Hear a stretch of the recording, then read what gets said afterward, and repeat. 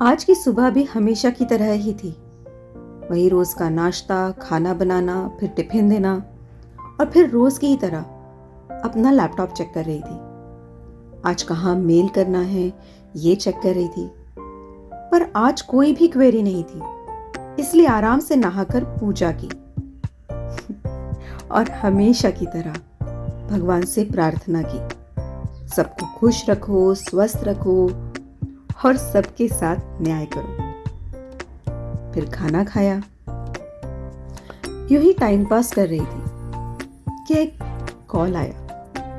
मैंने उठाया तो दूसरी तरफ से आवाज आई, क्या कर रही हो? मैंने कहा कुछ नहीं। तो उसने कहा मिलने आओगी? एक पल को तो ऐसे लगा कैसे जाऊं, अभी तो कान्हा का क्लास है, फिर उसकी पढ़ाई, ढेर सारे मन में विचार आ रहे थे, पर मन तो मिलना चाहता था। इसलिए मैंने उससे पूछ लिया, कहाँ? तो उसने तुरंत जवाब दिया, हाईवे पर जो बस स्टॉप है वहीं आ जाओ, मैं इंतजार करूंगा। मैंने पूछा टाइम? तो उसने कहा 4 बजे तक आ जाओ। मैंने सोचा कान्हा को दीदी के घर छोड़कर मैं जा सकती हूँ। सब सेट हो गया है ऐसा लग रहा था। मैंने सारे काम फटाफट निपटा लिए और अपनी अलमारी खोलकर कपड़े सिलेक्ट करने लगी।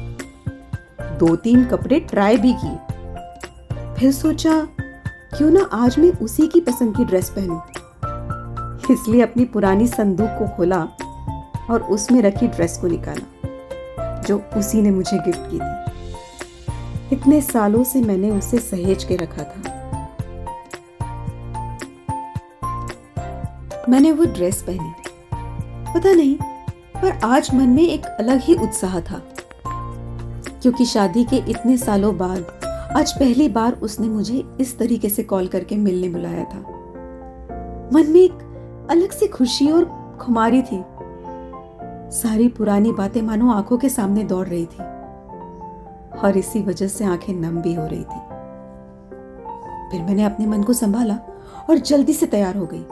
हल्की गुलाबी लिपस्टिक भी लगाई और अपने आप को आईने में निहार रही थी। अपने आप से कह रही थी, उफ, क्या खूबसूरत लग रही हो। बिल्कुल टीनेजर जैसा फील हो रहा था।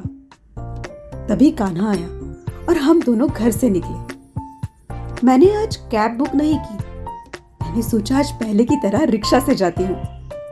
कान्हा को दीदी के घर छोड़ा और मैं आगे की ओर चली। मन ही मन बहुत मुस्कुरा रही थी मैं। जैसे जैसे बस स्टॉप की तरफ जा रही थी, दिल की धड़कनें और भी तेज होती जा रही थी। चेहरे की मुस्कुराहट भी बदलती जा रही थी। एक अलग सी एक्साइटमेंट थी। तभी मैं हमारी हमेशा की जगह पर पहुंची। उसकी गाड़ी पहले से ही वहां खड़ी थी। मैं रिक्शा से उतरी और गाड़ी में बैठने के लिए गई, पर गाड़ी में तो कोई भी नहीं था। पीछे मुड़कर देखा तो वो मेरे पीछे ही था, मुझे देख रहा था एकटक, और मैं भी उसे देख रही थी। उसकी आंखों में एक अलग सी चमक थी जिसे देखकर मैं अपने आप को रोक नहीं पा रही थी। तभी उसने मेरे हाथ में एक चौक दिया और कहा, चलो आज हम इस जगह को अपना नाम दे ही देते हैं। वैसे तो ये बात बहुत ही बच्चों जैसी थी, पर मैं उसे मना नहीं कर सकी। हमने रास्ते पर एक बहुत बड़ा सा दिल बनाकर उसमें लिख दिया, शामिल। फिर पिक्चर्स भी लिए। अपनी इस बात पर हम दोनों बहुत खुश हुए। फिर हम गाड़ी में बैठकर बात कर रहे थे कि हमें इस हरकत को करते हुए किसी पहचान वाले ने देख तो नहीं लिया, वरना ये बात दूर दूर तक फैल जाएगी। लेकिन आज ऐसा लग रहा था कि आज जो भी हो, लोगों के बारे में नहीं सोचना है। आज बस वही करेंगे जो करने से हमें खुशी मिलती है। और उसने गाड़ी वहां से आगे बढ़ाई। काफी देर तक खामोशी रही। दोनों को बातें तो बहुत करनी थी, पर कौन शुरू करे और कहां से करे ये समझ ही नहीं आ रहा था। धीरे धीरे हम शहर से दूर जा रहे थे। तभी अचानक उसने गाड़ी रोक दी और मेरी तरफ अपना हाथ बढ़ाया। मैंने भी अपना हाथ उसके हाथों में थमा दिया। उसने बड़े ही प्यार से मेरे हाथों को चूमा। मेरी तो आंखें नम हो गई। जाने कितने सालों से मैं इस लम्हे के लिए तरस रही थी। ऐसा लग रहा था मानो हमारा जमाना फिर से लौट आया हो। तभी बारिश शुरू हो गई। ये देख वो गाड़ी से उतर गया और मुझे भी उतरने के लिए कहने लगा। वो जानता था मुझे बारिश में भीगना कितना पसंद है, पर मैं हमेशा कोई ना कोई बहाना बनाकर मना कर देती हूँ। खैर, मैं भी गाड़ी से उतरी तो उसने रोमांटिक म्यूजिक ऑन कर दिया और हम दोनों रास्ते पर ही उन गानों पर हल्के हल्के थिरकने लगे।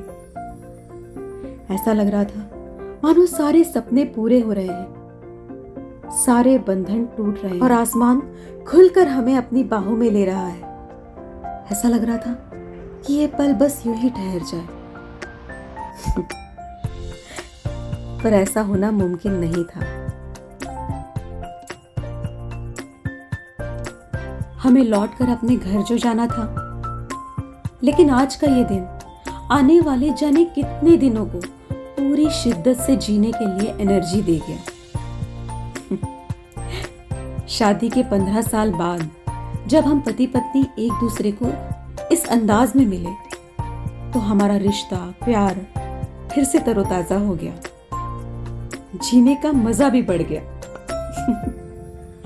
वाकई में हमारे रिश्ते को भी रिचार्ज की जरूरत होती है, प्यार के पेट्रोल की जरूरत होती है, वरना गृहस्थ की गाड़ी भी रुकी रुकी सी हो जाती है।